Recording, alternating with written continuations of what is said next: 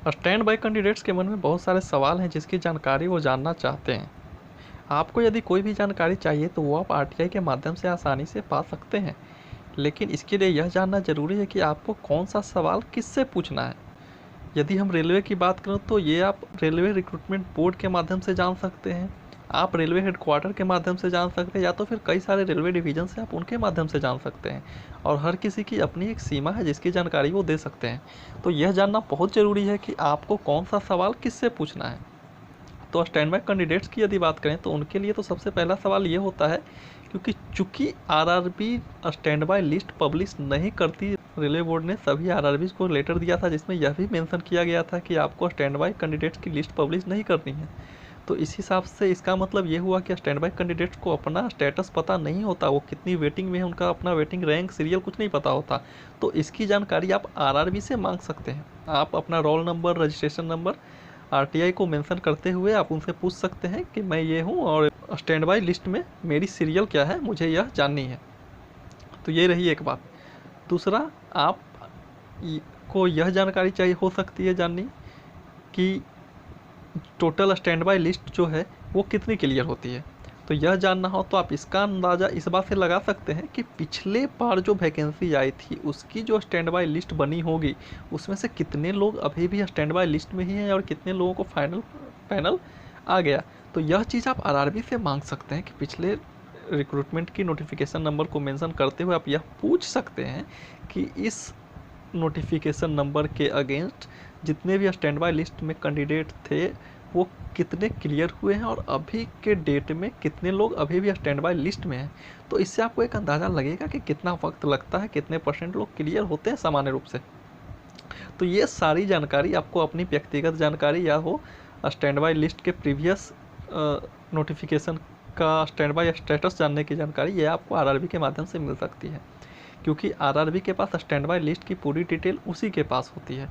लेकिन यदि आप यह जानना चाहते हैं कि जिन लोगों का मेन लिस्ट में नाम है उन लोगों में से कितने लोगों ने रिपोर्ट किया, कितने लोगों ने नहीं किया, कितने लोग ज्वाइन हुए, ये सब जानकारी यदि आप आरआरबी से मांगेंगे या तो फिर यह पूछें कि रिप्लेसमेंट पैनल कब तक आ सकती है, तो ये आरआरबी देने में क्या कहते हैं सक्षम नहीं होगा और वो आपको लिखेगा इन्फॉर्मेशन नॉट अवेलेबल, या तो फिर लिखेगा मैं इसके लिए अधिकृत नहीं हूँ, क्योंकि इसकी जानकारी उसके पास होती ही नहीं है। क्योंकि जैसे ही मेन लिस्ट तैयार होती है, पैनल बनती है, वो उसके बाद उनकी लिस्ट वो हेडक्वार्टर को भेज देता है। अब हेडक्वार्टर अपने अपने डिवीजन्स में अलॉट कर देती है, तो ये डिवीज़न है जो सारा कार्य करती है, ज्वाइनिंग का प्रोसेस पूरा डिवीज़न करवाती है। तो उनको पता होता है कि कितने लोग उसके पास ज्वाइनिंग के लिए आए हैं, ट्रेनिंग सेंटर गए हैं, नहीं गए हैं, ये सारा आंकड़ा डिवीज़न के पास होता है। तो आप रेलवे के डिवीज़न में आरटीआई करके यह पूछ सकते हैं कि टोटल कितने लोगों की लिस्ट उनके पास आई थी, उसमें से कितने लोग ज्वाइन हुए हैं या कितने लोग अब्सेंट हुए हैं। तो इस तरीके से आप यह जान सकते हैं कि टोटल जो मेन पैनल था या मेन कैंडिडेट थे उसमें से एक्चुअली कितने लोग अब्सेंट हो जा रहे हैं, रिपोर्ट नहीं कर रहे हैं। तो इससे आपको ये पता लग जाएगा कि जो रिप्लेसमेंट पैनल आने वाली है अब्सेंटी की वो कितने लोगों के लिए आएगी। लगभग एक अप्रॉक्सीमेट अंदाज़ा बिल्कुल लगा सकते हैं अगर सारे डिवीज़न का कलेक्ट कर लें डेटा, तो आप इससे आपको ये पता चल जाएगा कि टोटल कितने लोग अब्सेंट हैं और जो रिप्लेसमेंट पैनल आने वाली है उसके कितने चांसेस हैं। दूसरा ये भी आपको पता चल जाएगा, आप ये भी पूछ सकते हैं कि रिप्लेसमेंट पैनल क्या उसने हेडक्वार्टर को भेजी है या नहीं भेजी, आप बिल्कुल डिवीज़न से ये पूछ सकते हैं। तो ये सब चीज़ें हैं। तो ये बहुत अहम चीज़ थी कि कौन सा सवाल आपको जानना है और उस सवाल का जवाब आपको मिलेगा कहाँ। आरटीआई की वेबसाइट है, यहाँ पे आप सबमिट रिक्वेस्ट में जाएंगे,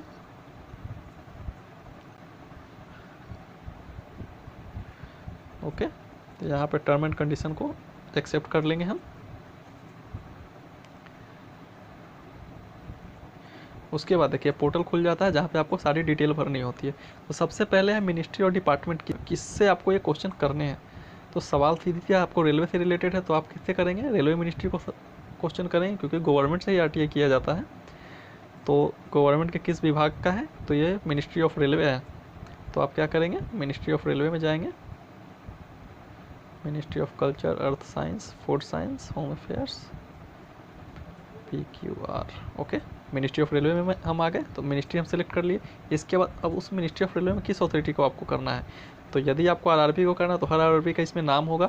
यदि आपको हेडक्वार्टर को करना है तो central railway, north west railway, eastern railway, ये सब के आपको नाम होगा। देख रहे हैं DRM ऑफिस करना हो आपको तो उसके लिए भी है। अगर वहाँ से आपको कुछ सोचना चाहिए, ईस्ट सेंट्रल रेलवे, सपोज कर लीजिए ईस्ट सेंट्रल रेलवे है, तो यदि हेडक्वार्टर से आपको कोई जानकारी चाहिए तो कर सकते हैं, लेकिन हेडक्वार्टर से अच्छा है कि आप बिल्कुल पार्टिकुलर डिवीज़न में ही पूछ लें। तो सबसे अच्छा यही है कि आपको टर्न ऑफ डिवीज़न में आप पूछ सकते हैं,